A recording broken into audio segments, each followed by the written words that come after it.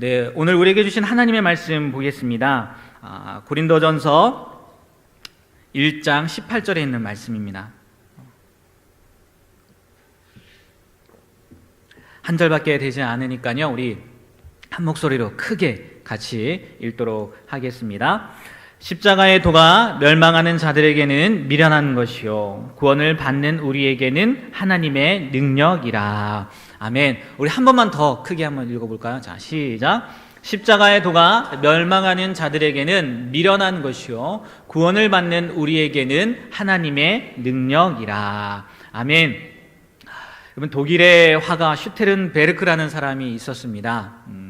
그런데요, 이 사람이 위고라는 이름을 가진 그 신부에게 십자가에 달린 예수를 그려달라는 부탁을 받습니다. 그리고 화가니까 그림을 그리겠죠, 당연히. 그런데 어느 정도 그리다가, 어느 정도도 아닌 것 같아요. 스케치 정도만 하다가 중단하고 그림을 안 그리는 거예요. 이유가 뭔지 아세요? 이유가 뭘까요? 네, 이유가 그 값을 흥정하려고. 내가 어떻게 하면 더 잘 그릴까? 어떻게 하면 더 은혜롭게 그릴까가 아니라, 야, 네가 시간을 두고 그 신부니까 그래도 예수님 그림 필요할 테니까 내가 흥정을 해봐야 되겠다라고 멈추고, 그래도 돈은 벌어야 되니까 다른 그림을 그립니다.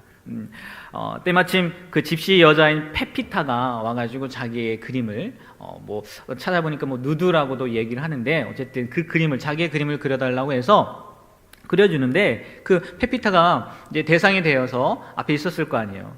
그림 그리는 걸 보다가 멀리 보니까 어떤 그림이 있어요? 스케치만 그려져 있던 그 예수님 십자가에 달린 그런 그림을 보는 거예요. 그래서 그 여자가 묻습니다. 이 슈테른베르크한테 이 그림이 무엇이냐? 그러니까 이 슈테른베르크가 별 생각 없이 그건 예수님께서 우리 죄를 위해 십자가에 달려 죽는 장면을 그린 것입니다 라고 이렇게 이야기를 해주었어요.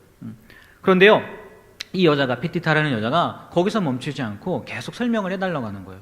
그래요? 예수님이라는 분이 우리의 죄를 위해서 십자가에 못 박혀 돌아가 주셨다고요? 그래서 그거에 대해서 자꾸 묻는 거예요. 그런데 이 사람이 자세하게 얘기했겠습니까? 대충 얘기했대요. 그냥 대충 예수님의 삶에 대해서, 그리고 왜 십자가에 못 박혀 죽으셔야 됐는지 대충 이야기했는데, 그 이야기를 듣고 이 여자가 감동을 받은 거예요. 그리고 눈물을 흘리면서 그 화가에게 이렇게 이야기했대요. 아니, 우리를 사랑하기 때문에 죽었다는 이 훌륭한 사람을 선생님은 무척 사랑하고 계시나 봐요. 그림을 그리고 있으니까 그림까지 그리시는 것을 보면 정말 이분을 선생님은 정말 사랑하시나 봐요 라고 이렇게 이야기를 했대요. 그러니까 이 말에 이 사람이 어떻게 됐겠어요? 충격을 받은 거죠. 자기는 흥정을 하기 위해서 잠시 멈춰둔 그림인데 그냥 대충 이야기한 그 예수님의 십자가 사건을 가지고 감동을 받고 자기한테 그분을 너무 사랑하시나 봐요 이런 얘기를 하니까 충격을 받고 회개하게 되었다는 거예요.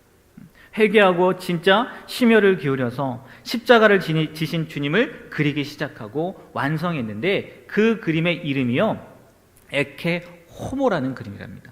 에케 호모 나와 있는데요, 그 제목 우리나라 말로 바꾸면 이 사람을 보라라는 거예요. 그런데요, 재밌게도요, 이 그림을요 나중에 진젠도르프라는 공작, 백작이라고도 하는데, 진젠도르프 공작이 여행 중에 서부 독일에 있는 그 디셀도르프 그 미술관에서 이 그림을 보게 되는 거예요. 미술관에서 이 그림을 보는데, 이 그림 하나로 그 진젠도르프 백작이 감화를 받고 감동을 받고 예수님을 위해 살 것을 결심하게 됐다는 거예요. 그림 하나로. 그런데 여러분, 진젠도르프 혹시 들어보셨나요? 뒤에 있지 않나요? 이 사람이 같이 시작한 공동체가 무엇인지 아세요? 모라비안 교도예요. 모라비안 교도. 모라비안 교도하면 또 떠오르는 사람이 있지 않습니까?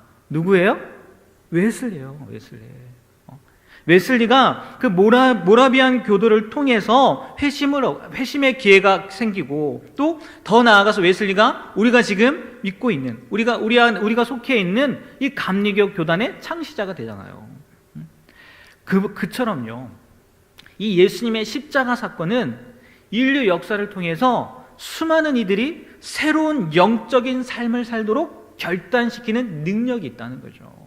단순한 그림이 아니라는 거예요. 단순한 사건이 아니라는 거예요. 단순한 십자가가 아니라는 거죠.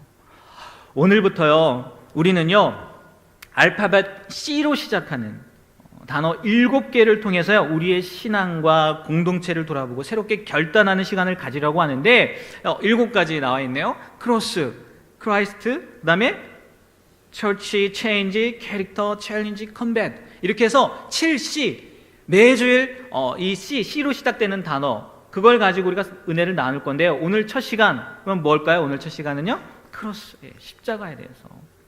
십자가에 대해서 나누려고 합니다. 십자가 하면요, 아마 대부분 그럴 거예요. 마음이 무거워져요. 쉽지 않아요. 그래서 처음부터 십자가를 해야 되나, 이게 참 좀 무거운 주제인 것 같아서 그렇지만, 그래도요, 이 십자가는요, 뭐 예수님도 마찬가지지만 절대적으로 우리에게 필요한 거라는 거죠. 오늘 말씀을 통해서요, 십자가의 능력이 무엇인지, 그리고 내가 회복해야 할 것이 무엇인지 깨닫게 되었으면 좋겠습니다. 제가 그림을 몇 가지 준비했습니다. 이 그림은요, 브릿지 전도라고 해서 전도할 때 사용되어지는 그림이에요. 혹시 글씨 보이시나요? 네. 이게 원래 예수님을 믿기 전에 우리의 모습인 거잖아요. 죄로 인해서 사람과 누구의 관계가요? 하나님의 관계가 떨어졌어요. 벌어져 있다고요. 갈래야 갈 수가 없습니다. 그런데 문제는 뭐냐? 이 죄로 말미암아 우리는 어떠한 존재가 돼요? 죄인이 되었죠. 다음 그림인데요, 죄인이 되었어요. 그런데 이 죄인은 어떠한 일을 받습니까? 심판을 받죠. 그리고 사망에 이르게 된다는 거죠. 뒤돌아선 거예요. 어떻게 해야 될지 모르는 거죠. 그래서 나름대로 방법을 생각해 보죠. 내가 어떻게 하나님한테 갈까? 선행을 통해서 갈까? 아니면 다른 종교를 통해서 갈까? 아니면 내가 도덕적인 삶을 살아서 하나님한테 갈 수 있을까? 이렇게 노력하지만 갈 수 있습니까? 없습니까? 없어요. 절대로 없습니다. 그런데 이 갈 수 없는 이 빈 공간을 누가?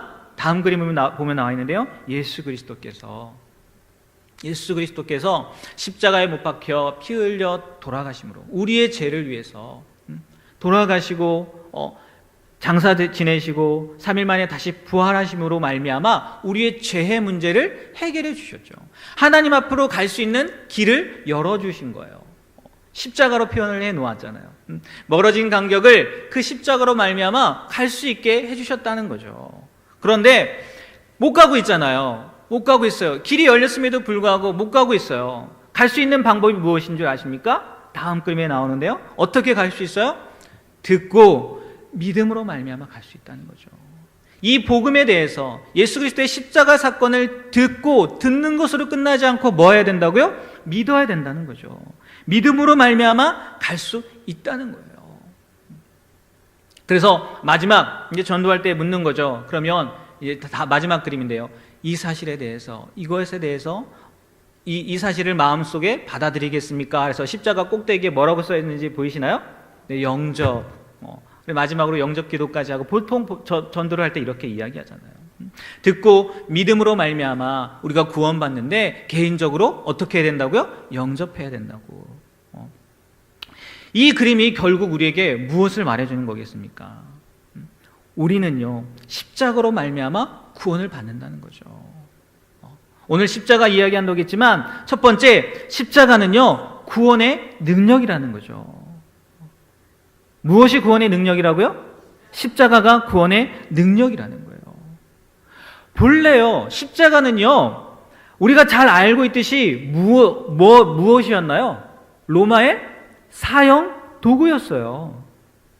지금으로 본다면요, 반역죄로 사형에 처해진 사람이 누굽니까? 그 예수님이에요. 그 사건이에요. 십자가 사건이 그 사건이라고요. 그런데 그 사람을 믿어야 된다니, 아니 그 사람이 하나님의 아들이라고 하다니 얼마나 황당합니까? 그 당시에 사람들에게 있어서 십자가는 무서운 거였고요, 잔인한 거였고요, 그리고 흉악한 사람임을, 반역자임을 입증하는 그런 형벌이었는데, 하나님은 그 저주의 상징인 십자가를 무엇으로 바꿨어요? 구원의 상징으로 바꾸셨다는 거죠. 아니, 구원의 능력으로 바꾸셨다는 거예요. 십자가는 구원의 능력이라는 거죠. 저는요, 이게 정말 하나님 다음인 것 같아요. 하나님 다음. 저주의 상징을요, 구원의 상징으로 바꾸셨어요. 하나님 아니시면요, 이런 생각을 못 하실 것 같아요. 잘 생각해 보세요. 아니, 우리 생각이에요. 인간의 논리와 이론으로요, 어디 동정녀가 애를 낳는 거 상상이나 할 수 있겠습니까? 그렇잖아요. 네? 남자를 알지 못하는 여자가 어떻게 애를 낳아요? 그런데 하나님은 그렇게 하셨다는 거죠. 이게 하나님 마음인 것 같아요. 저주의 상징인 십자가를 구원의 상징, 구원의 능력으로 바꾸셨다는 거죠. 죽음을 나타내는 십자가가 생명, 곧 구원을 상징하게 되었다는 거죠. 오늘 읽은 고린도전서 1장 18절의 말씀, 십자가의 도가 멸망하는 자들에게는 미련한 것이고 구원을 받는 우리에게는 하나님의 능력이라 라는 것에서 이야기했지만, 에베소서 2장 16절 말씀을 보면 이렇게 기록되어 있습니다. 다 같이 한번 읽어볼까요? 또 십자가로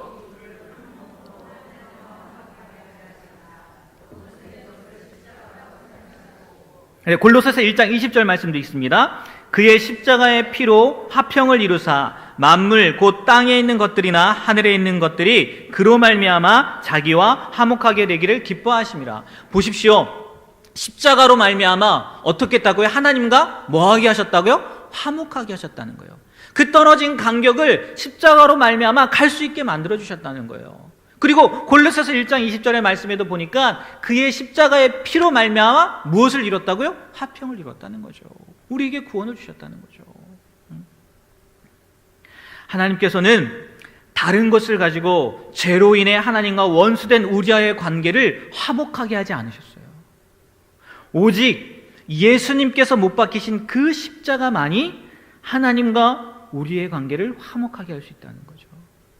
다시 말해서 구원을 받을 수 있는 능력이 되게 하셨다는 거죠. 무엇만이요? 십자가만이. 하지만 이거는요, 처음에 몇 가지 그림을 가지고 브릿지 존도라고 하면서 말씀드렸듯이요, 믿어야 된다는 거죠. 믿어야 된다는 거예요. 개인적으로 영접해야 된다는 거죠. 받아들여야 된다는 거죠. 그래야 십자가의 구원의 능력이 이론이나 체계가 아니라 실제적인 사건이 되는 거죠. 여러분 생각해 보세요. 교회의 상징이 무엇입니까? 라고 물으면 대부분 뭐라고 대답하겠어요? 십자가라고 대답할걸요? 열의 십은, 십의 열은 아마 십자가입니다 라고 이야기할 거예요. 십자가 없는 교회는 없잖아요. 하지만 십자가의 능력을 믿지 못한다면, 믿지 않는다면 그 십자가는요, 아마 한낱 장식에 불과할 거예요. 그렇지 않겠습니까? 또 개인적으로도요, 많은 그리스도인들이 십자가를 목에도 걸고 팔에도 걸고, 또 어떤 분은 발에도 하시겠죠. 아니면 반지에도 손가락에도 껴서 액세서리로 착용을 합니다. 그런데 마찬가지로 십자가의 의미와 능력을 믿지 않는다면 그 십자가는 정말 말 그대로 뭐예요? 액세서리에 지나지 않는다는 거죠. 장식품에 지나지 않는다는 거죠. 분명히 말하지만요, 십자가는 교회의 장식도 개인의 액세서리도 아니라는 거예요. 고린도전서 1장 18절 우리가 처음에 읽었지만 거기에 뭐라고 이야기합니까? 십자가의 도가 멸망하는 자들에게는 미련한 것이고 구원을 받는 우리에게는 뭐라고요? 하나님의 능력이라는 거예요. 능력. 이 말을 뒤집어 보면요, 십자가의 의미를 모르는 사람들은 멸망이 정해진 사람들이고, 십자가에 담긴 구원의 능력을 확신하는 사람은 구원의 은혜를 이미 받았다는 거 아니겠어요? 기독교는요, 십자가의 종교입니다. 네, 십자가의 종교예요. 기독교에서요, 십자가를 뺀다면요, 그건 이미 기독교가 아니라는 거죠. 사도 바울은 갈라디아서 1장 7절에서요, 다른 복음은 없나니 다른 어떤 사람들이 너희를 교란하여 그리스도의 복음을 변하게 하려 함이라고 이야기하고요. 6장 같은 갈라디아서 6장 14절에는 이렇게 얘기합니다. 다 같이 한번 읽어볼까요? 그러나 내게는 우리 주 예수 그리스도의 십자가 외에 결코 자랑할 것이 없으니 그리스도로 말미암아 내가 또한 세상을 대하여 그러하니라 라고 이야기해요. 다른 복음이 없다는 거예요. 십자가 복음 외에는. 그리고요, 십자가 외에는요, 자랑할 것이 없다는 거예요. 뭐라고요? 십자가 외에 자랑할 것이 있다고요? 없다고요? 없다고요. 왜냐하면 십자가만이, 계속 반복하지만 십자가만이 참된 구원, 참된 은혜를 가져오기 때문이라는 거죠. 여러분, 우리도 마찬가지예요. 다른 방법이 아닌 오직 십자가를 통한 구원의 은혜를 경험해야 됩니다. 네? 그 은혜의 유일한 통로이신 십자가만을 자랑하는 우리가 되어야 됩니다. 네, 십자가만을 자랑해야 돼요. 다른 것 자랑하면 안 돼요. 왜요? 다른 것이 우리에게 구원을 가져다 주지 않거든요. 혹 다른 것들을 자랑하려는 마음이 생기면요, 네, 아니 자랑하려고 하면요, 그 입을 틀어 막으셔야 돼요. 틀어 막으셔야 돼요. 근데 어떻게 또 그게 되겠어요? 우리 할머니들 여기 많이 계신데 손주들 자랑하고 얼마나 자랑하고 싶어요. 잘 되진 않겠지만 잘 되진 않겠지만 그래도요, 그때마다 어떻게 입을 막으셔야 돼요. 막으셔야 돼요. 생각해 보세요. 갈라디아서를 기록한 사도 바울, 자랑할 거 정말 많았을 거라고요. 정말 많았을 거라고요. 그러나 조금 전에도 읽었듯이 사도 바울이 뭐라고 해요? 십자가 외에는 자랑하지 않는다잖아요. 십자가 외에는 자랑할 것이 없는 거예요. 진짜 그렇게 되어야 된다는 거죠. 왜요? 다른 자랑거리 한번 생각해 보세요. 영원한 게 없어요. 영원한 게 없어요. 결국 사라질 거라는 거죠. 미리 얘기해서 그렇지만 저도 죽지만 여러분도 결국 돌아가시지만 자랑하는 그 손주들도 나중에는 죽는다고요. 결국 사라질 거라고요. 하지만 십자가는요, 결코 사라지지 않는다는 거죠. 십자가만이 구원의 능력이고요, 영원히 자랑할 소식임을 믿고요, 십자가만 자랑하셨으면 좋겠어요. 물론 이렇게 길은 열어드리겠습니다. 가끔은 괜찮습니다. 가끔은. 하지만 늘 십자가만을 자랑하셨으면 좋겠어요. 그게 우리의 자랑이라는 거죠. 그리고요, 두 번째, 십자가는요, 변화의 능력을 의미한다는 거예요. 기독교가 지금까지 엄청난 영향력을 발휘한 이유가 있습니다. 그건 뭐냐? 십자가를 통해서요, 사람이 변화되었기 때문이라는 거예요.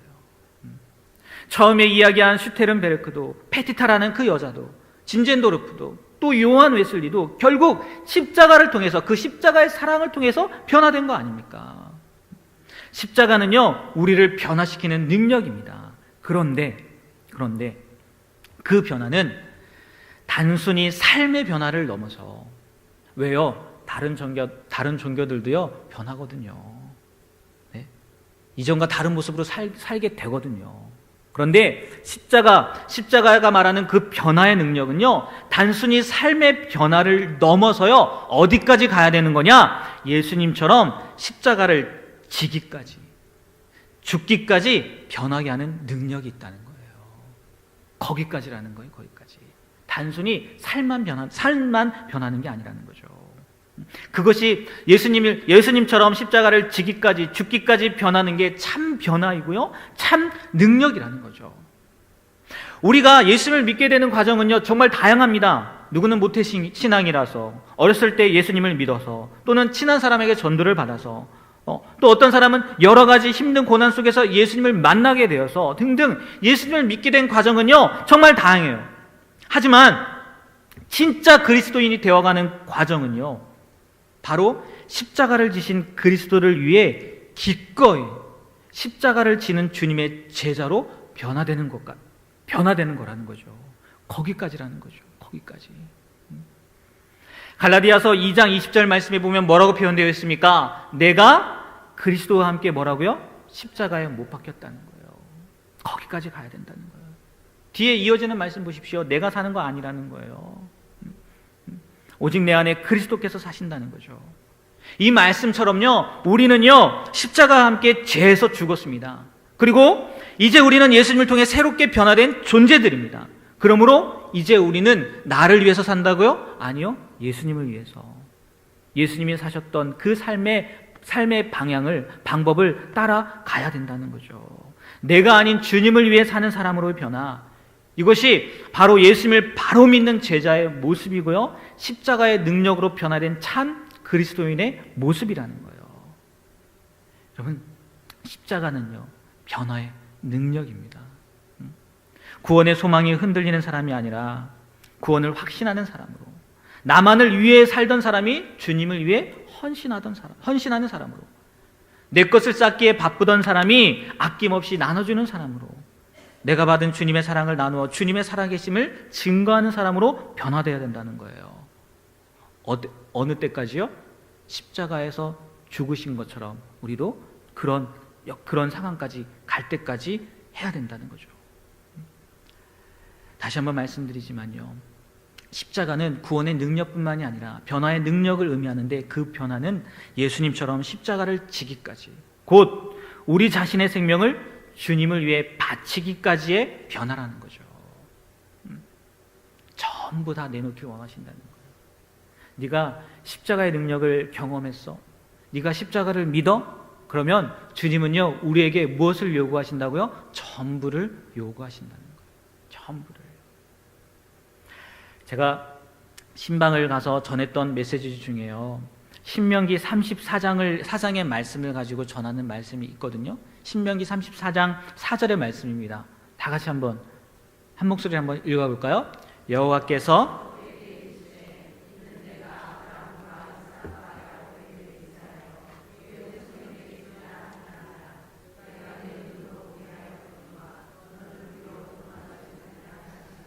네, 이게 누가 누구에게 한 말일까요?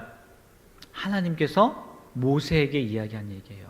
그런데요, 마지막 구절에 뭐라고 표현되어 있어요? 너는 그리로 건너가지 못하리라 하시매. 거기가 어딘데요? 가나안 땅이에요. 모세가 왜 하나님께 부름받았는데요? 네, 가나안 땅으로 인도하기 위해서 부름받았어요. 400여 년 동안 이집트 노예로 있었던 이스라엘 백성, 많게는 200만, 적게는 70만, 그 사람들을 구원해낸, 물론 하나님께서 하셨죠. 그를 이끌어낸 선지자 모세입니다. 하나님과 대면하여 봤던 사람이고요, 십계명을 직접 받은 사람이에요. 하나님께 계명을 직접 받은 사람이라고요. 그리고 놀라운 기적들을 행했던 사람이고. 그런데 그 모세는 정작 가나안 땅에 들어간다고요? 못 들어간다고요? 못 들어간다는 거예요. 너는 그냥 보기만 하고 들어가지 못하고 죽는다는 거예요. 제가 이 말씀을 가지고 이런 이야기를 했습니다. 아니, 어떻게 그렇게 위대한 선지자였는데 하나님께서 약속하신 그 땅으로 들어가지 못했을까요? 이스라엘 백성을 가나안 땅으로 인도하기에 부름받은 선지자였는데 왜 정작 자신은 그 땅으로 들어가지 못했을까요? 이런 망신도 그 망신이 있는 거 아닙니까? 네? 아니, 자기는 못 들어가요. 그렇게 부르기 위해서, 데려가기 위해서 부름받았는데 자기는 못 들어가요. 성경을 찾아보면요, 이유는 딱 하나예요. 민수기 20장 말씀에 보니까요, 하나님께서요, 반석을 명하여 물을 내라 라고 했는데 모세가 어떻게 해요? 반석을 2번 칩니다. 아니, 그게 뭐라고요? 반석을 치나, 치고 말하나, 그냥 말하나, 과거의 습관에 그냥 옛날에 반석 쳤기 때문에 그냥 그 습관에 해서 이렇게 딱 쳤을 수도 있는 거죠. 잠깐 까먹었을 수도 있는 거죠. 그게 뭐라고? 그래서요, 모세도요, 억울했는지요, 하나님께 부탁합니다. 하나님, 나도 들어가게 해주세요. 나도 그 땅 들어가고 싶어요. 근데 하나님께서 뭐라고 해요? 안 된다고 하는 거예요. 그냥 단칼에 NO 이야기하셨다는 거죠. 왜요? 하나님께서는요, 모세에게 요구하셨던 것이 무엇이냐? 그건 하나인데, 하나님, 그거 하나밖에 아닌데요. 이게 아니었다는 거예요. 하나님은요, 모세에게요, 그것까지도 원하셨다는 거예요. 그것까지도. 하나님은요, 우리에게도요, 물론 우리는 모세가 아닙니다. 모세처럼 그렇게 위대한 일, 큰 일 맡기지 않으시겠죠. 네? 모세는 아니지만, 우리에게도요, 모세처럼요, 하나님은 요구하신다는 거예요. 십자가가 뭘 의미하는데요, 십자가. 네? 예수님에게 있어서 십자가가 뭘 의미하는데요? 죽음을 의미하는 거 아니겠어요? 전부를 내놓기를 원하는 거 아니겠어요? 우리에게도 마찬가지라는 거죠. 모든 것을 내어놓기까지 원하신다는 거예요. 왜요? 그것이 진짜 십자가의 능력으로 변화된 모습이기 때문이라는 거예요. 그런데 우리는 하나님, 아니, 여기까지만 할게요. 제 한계는 여기까지입니다. 아니 하나님, 이것까지만 할게요. 그러나 하나님은요, 그런 우리에게 뭐라고 말씀하신다고요? 그것까지도라고 말씀하신다는 거예요. 그것까지도라고 말씀하신다는 거예요. 여러분, 십자가의 능력을 믿으십니까? 그래서 변화되셨습니까? 그런데 아직도 이것까지는 못 내려놓으시겠습니까? 아직 덜 믿는 거예요. 아직 덜 변화되신 거예요. 어떻게 보면요, 아직 진정한 십자가의 변화의 능력을 경험하지 못한 거예요. 다시 한번 말씀드리는데요, 그것까지도 내려놓으시기 바랍니다. 하나님은요, 우리에게요, 전부를 요구하시는 분이에요. 당연하지 않겠습니까? 자신도 전부를 드렸는데,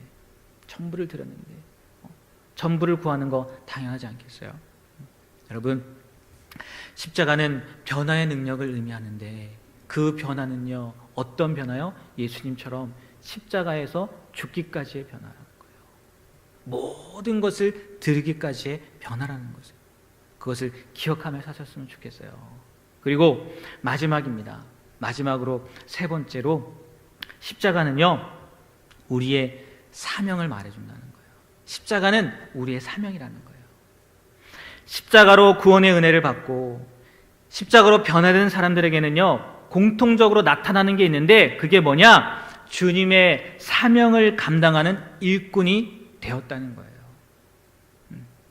우리가 십자가의 구원의 능력을 경험하고 변화되었다. 그러면 공통적으로 무엇이 나타난다고요? 주님의 사명을 감당하는 일꾼이 된다는 거예요.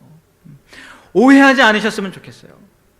주님의 사명을 감당하는 일꾼이 되었다고 해서요, 다 사역자가 되라는 건 아닙니다. 다 사역자가, 목사, 전도사가 되라는 얘기는 아니에요. 각자에게 주어진 삶을 통해서 하나님의 살아계심을 나타내는 거죠. 지난 주일 청년부 설교 때요, 마지막 때에 대해서 말씀을 나누면서요, 노아 이야기를 했습니다. 노아 이야기. 여러분, 노아 목사였을까요? 전도사였을까요? 네? 아니에요. 물론 그때는 목사도 없고 전도사도 없었지만 평범한 아버지였고요, 한 여자의 남편이었어요. 그리고 자녀이기도 했겠죠. 그런데요, 그 노아는요, 틀림없이 다른 삶을 살았어요. 어떤 다른 삶을 살았을까요? 네, 방주를 짓는 삶을 살았어요. 방주를 만드는 삶을 살았어요. 그러면 방주를 만들었다는 것은 무엇을 의미하는 걸까요? 노아가 방주를 만들었다는 것, 무엇을 의미하는 걸까요? 네, 맞아요. 그의 삶 속에서 하나님의 말씀에 순종하는 삶을 살았다는 거예요. 그 말씀이 어떠한 말씀이 되었든지 간에 그 말씀에 순종하는 삶을 살았다는 거예요. 노아가 만든 방주, 길이가 몇 미터인지 아십니까? 136.8m예요. 네. 그리고 넓이는 22.8m예요. 그리고 높이는 13.7m. 5층 아파트 높이입니다. 5층 아파트. 생각해 보세요. 가당키나 합니까? 네? 가당키나 해요? 그 방주를 만든다는 게? 그리고요, 우리가 알다시피 그 당시에는 비도 내리지 않았어요. 비만 안 내린 게 아니라 하나님께서 노아에게 방주를 어디에다 지라고 합니까? 산꼭대기에다 지라고 해요. 산꼭대기에. 그런데 노아는 그 말씀에 순종합니까? 안 합니까? 순종하죠. 제가 곰곰이 생각을 해봤어요. 노아는 방주만 만들었을까? 아닐 것 같아요. 살아야 되지 않겠어요? 이거는 성경에 나와 있지 않아요. 주석도 찾아봤는데 주석에도 없더라고요.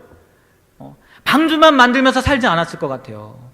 분명히요, 삶을 살았을 것 같아요. 그런데 거기에 또 뭐 했다고요? 하나님의 말씀에 순종했다는 거죠. 하나님이 명령하신 그 방주 만들기에 순종했다는 거죠. 마찬가지로요, 십자가는요, 우리의 사명을 이야기하는데 우리의 삶 가운데서 하나님께서 말씀하신 것들이라는 거죠. 우리의 삶 가운데에서 하나님이 말씀하신 거라는 거예요. 특별히 내가 하기 싫은 거, 그리고 그것으로 인해 어려움을 겪어도 그게 하나님으로부터 온 거라면요, 우리는요 순종해야 된다는 거죠.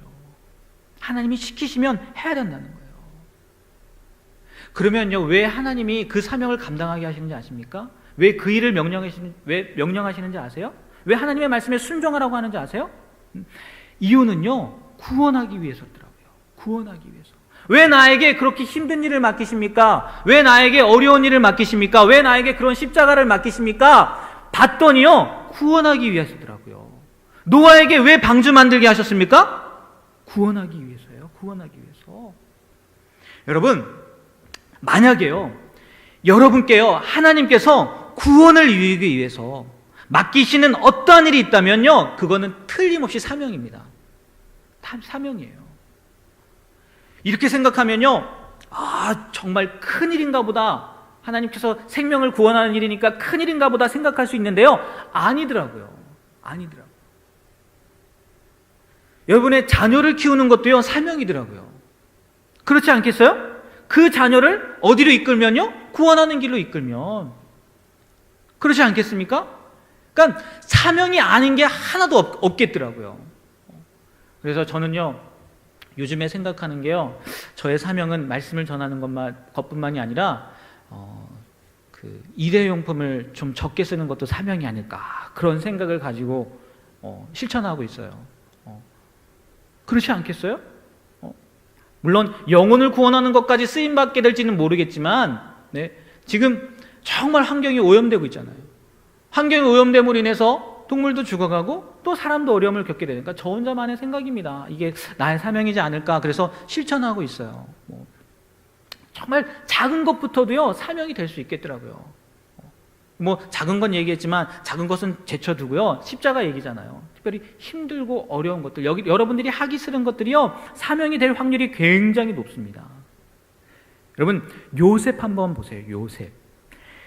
창세기 말씀을 보면요, 요셉 이야기가 나오는데, 요셉 이야기가 나오면서요, 형통하였다라고 사용되어지는 단어가요, 두 군데 나와요.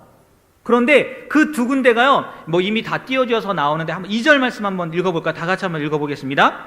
여호와께서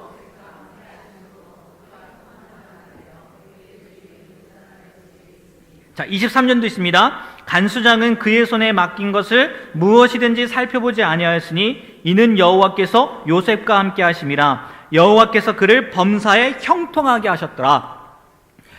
잘 생각해 보세요. 형통이 뭔데요? 우리가 생각하는 형통이 뭔데요? 잘 되는 거 아닙니까? 승승장구하는 거 아니에요? 우리로 따지면 대학교에 붙고 자녀가 그렇잖아요? 좋은 직장에 취업하고, 그리고 믿음의 좋은 배우자 만나서 믿음의 가정 꾸리고, 이런 게 형통한 거 아닙니까? 건강하고 잘 사는 거, 이게 형통한 거 아니에요? 그런데요, 창세기 말씀을 보니까요, 요셉에게 형통의 단어를 썼는데, 한 번은 언제 형통의 단어를 썼다고요? 노예로 팔려갔을 때. 또 한 번은 언제요? 감옥에 갇혔을 때 형통의 단어가 쓰였더라고요. 이 말씀을 보면서요, 요셉의 십자가는 뭘까 생각해 보니까요, 요셉에게 있어서 십자가는요, 노예로 팔려가는 거였어요. 요셉에 있어서 십자가는요, 감옥에 들어가는 거였더라고요.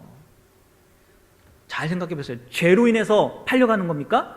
죄로 인해서 감옥에 들어가는 거요? 아니에요. 억울하게 누명 썼다고요. 형들의 시기로 팔려간 거요. 그 보디발의 아내 때문에 누명 쓰고 들어간 거라고요.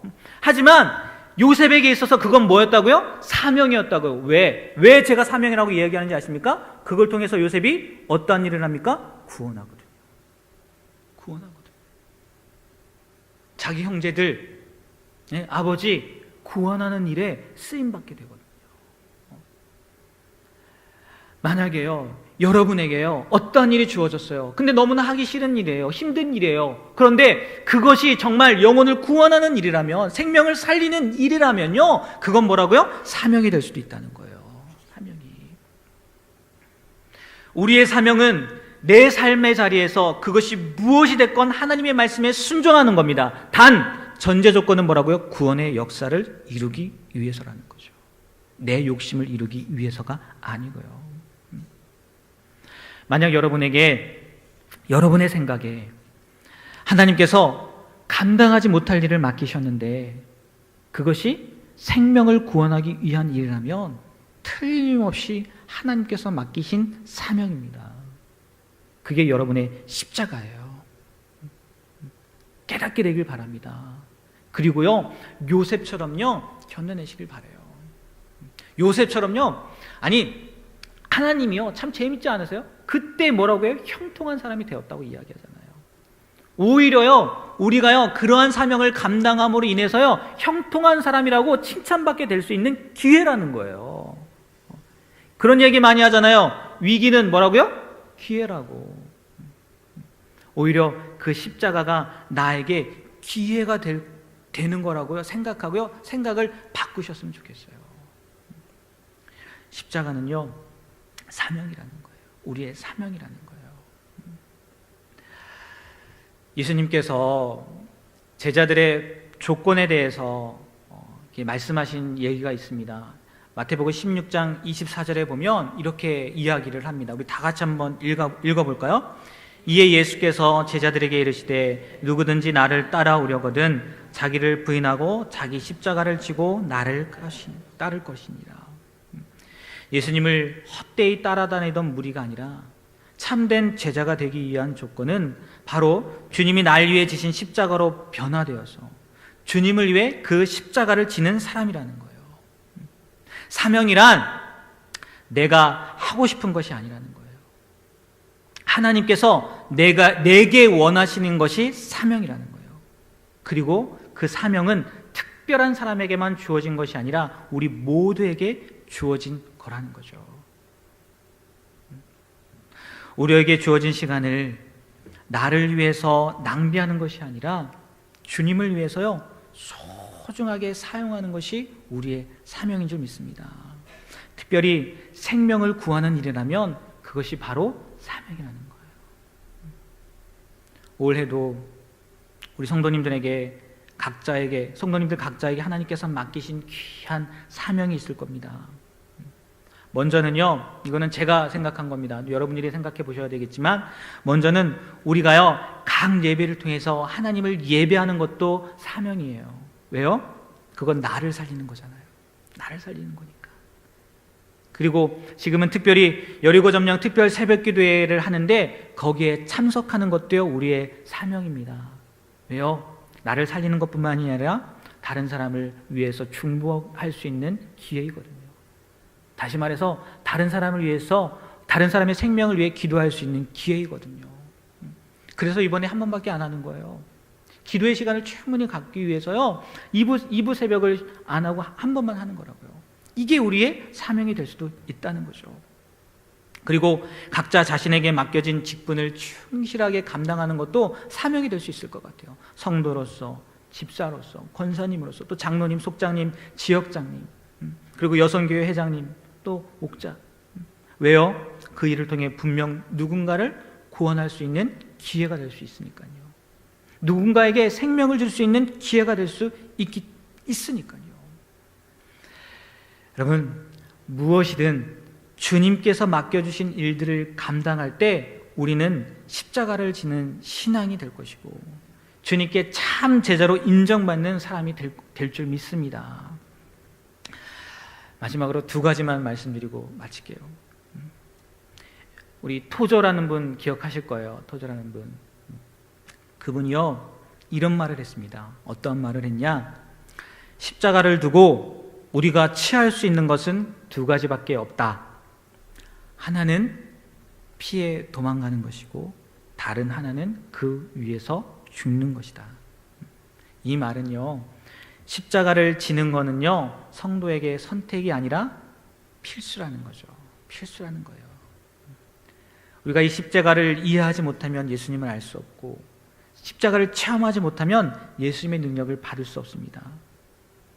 십자가는 우리가 지금까지 이야기한 것처럼 구원의 능력뿐만이 아니라 변화의 능력이고 그리고 우리가 감당해야 될 사명인 줄 믿습니다.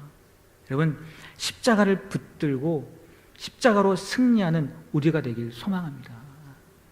두 가지라고 했죠. 또 하나. 한번 말씀 한번 찾아보시겠어요? 여기 찾으셔야 됩니다. 찾으셔야 돼요. 신명기 29장 10절입니다. 구약성경 신명기 29장 10절입니다.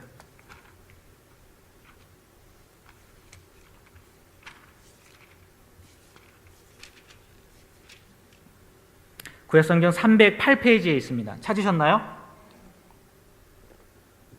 신명기 29장 10절 말씀 우리 한 목소리로 다 같이 읽도록 하겠습니다.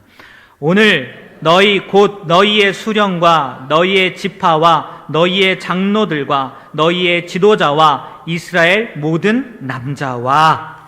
이걸 왜 읽었을까요? 왜? 이 장면은요, 모압 땅에서요, 모세를 통해서요, 다음 세대들에게 명령하는 말씀이에요. 그런데 오늘 읽은 10절 말씀의 첫 번째 뭐라고 표현되어 있습니까? 오늘입니다. 오늘. 모세가요, 그들에게요, 뭐라고 얘기해요? 오늘 이 언약에 참여하라고 부르고 있는 거예요.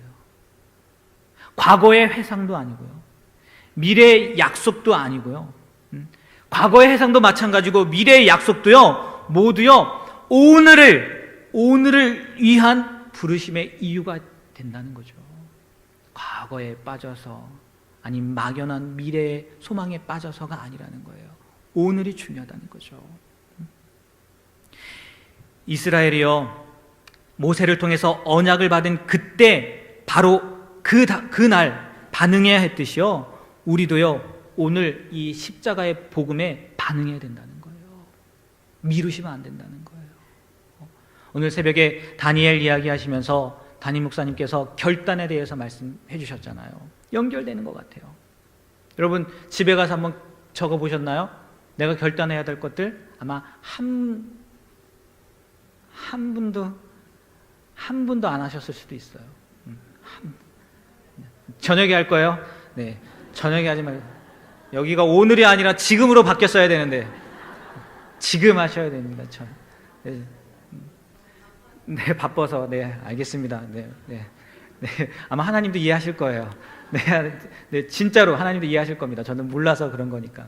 네. 저도 기록해봤거든요. 말씀 마무리하면서 몇 가지 이렇게 써봤거든요. 네? 오늘이 중요하다는 거예요. 십자가 얘기 들었습니다. 십자가는 구원의 능력입니다. 변화의 능력입니다. 그리고 우리의 사명입니다. 아무리 듣고 그냥 그런가 보다 하고 끝나면 안 된다는 거예요.